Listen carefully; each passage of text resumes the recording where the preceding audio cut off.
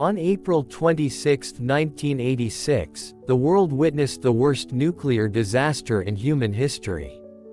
A catastrophic explosion at the Chernobyl nuclear power plant released levels of radiation more than 400 times greater than the Hiroshima bomb.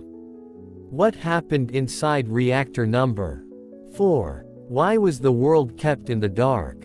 And how did this disaster change nuclear safety forever? Today, we dive deep into the Chernobyl nuclear disaster, an event that scarred a region, shook a nation, and left a legacy still felt decades later. The Soviet nuclear dream. During the 1970s, the Soviet Union raced to expand its nuclear energy program. The Chernobyl nuclear power plant, located near the town of Pripyat in modern-day Ukraine, was one of its flagship projects. Reactor number 4 used a design known as the RBMK-1000, a high-power reactor capable of producing large amounts of electricity. But it had serious design flaws. A dangerous positive void coefficient, a reactor that became unstable at low power, and a control rod design that could actually increase reactivity in the first seconds of insertion. These flaws were known, but hidden under layers of Soviet secrecy. The night of the disaster, April 25, 1986. Plant operators prepared for a routine safety test. The goal? To determine whether the turbines could provide enough power to keep coolant pumps operating during a power loss. But the test quickly spiraled into disaster. The critical errors. The reactor power dropped too low. Operators tried to raise it, but violated safety procedures to do so. Key safety systems were disabled, including the emergency core cooling system. The reactor became dangerously unstable. Yet the test continued. At 11:40 p.m., the operators pressed the button to insert control rods, hoping to shut the reactor down. But due to the flawed design, the rods caused a sudden spike in reactivity. Sound effect. Deep boom. The reactor exploded, not once, but twice. The 1,000-ton steel and concrete lid was blown off. Radioactive materials, iodine, cesium, graphite, spewed into the atmosphere. The core was now fully exposed, burning at over 2,000 degrees Celsius. First responders, local firefighters arrived within minutes. But they had no idea they were facing radiation levels millions of times above normal. Many walked directly on glowing graphite fragments from the reactor core, unaware of the danger. These brave men fought the fire with no protective gear, and within hours began suffering from acute radiation syndrome. Most of them would die within weeks. The cover-up. Despite the explosion, Soviet authorities initially denied anything serious had happened. In Pripyat, the city closest to the plant, normal life continued for more than 36 hours. Children went to school. Families went on picnics. A wedding even took place.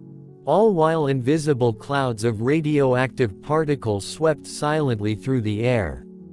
It wasn't until radiation alarms went off in Sweden, more than 1,000 kilometers away, that the Soviet Union finally admitted there was a problem. The mass evacuation. On April 27, the evacuation finally began. A fleet of 1,200 buses transported over 49,000 residents out of Pripyat. They were told it would be temporary. Most never returned. Soon after, authorities created a 30-kilometer exclusion zone, forcing more than 300,000 people to leave their homes forever. The battle to contain the disaster. Stopping the radioactive nightmare required unprecedented effort. The liquidators, more than 600,000 soldiers, scientists, engineers, and miners, known as liquidators, were mobilized. They bulldozed contaminated villages, killed radioactive livestock, buried toxic soil, built a massive concrete sarcophagus over the reactor. Many worked only seconds at a time to limit exposure. The second crisis, the meltdown. Threat. If the molten core reached groundwater, it could trigger a steam explosion far more powerful than the initial blast. 3 volunteers, Alexander Ananenko, Valery Bespalov, and Boris Baranov, entered flooded chambers to open valves and drain the water. They likely prevented Europe from an even greater disaster. Health and environmental impact. The exact death toll remains disputed. Immediate deaths, 31.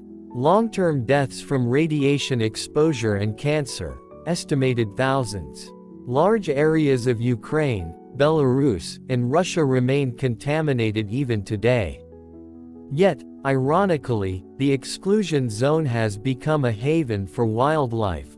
Wolves, bears, and wild horses roam freely in the absence of humans. Long-term legacy. In 2016, a gigantic steel structure called the New Safe Confinement was slid over the old sarcophagus to prevent further radiation leakage. It should last 100 years. Chernobyl changed the world. It exposed flaws in nuclear reactor designs. It forced a global reconsideration of nuclear safety. And it revealed the cost of secrecy and delay. Conclusion. Chernobyl remains a powerful reminder. Technology can bring great progress, but without transparency, safety, and responsibility, it can also bring unimaginable devastation. Though the fires of Reactor No. 4 have long been extinguished, the lessons of Chernobyl continue to burn brightly. Thank you for watching. If you found this documentary helpful, please like, subscribe, and share, and let me know in the comments what topic you'd like us to explore next.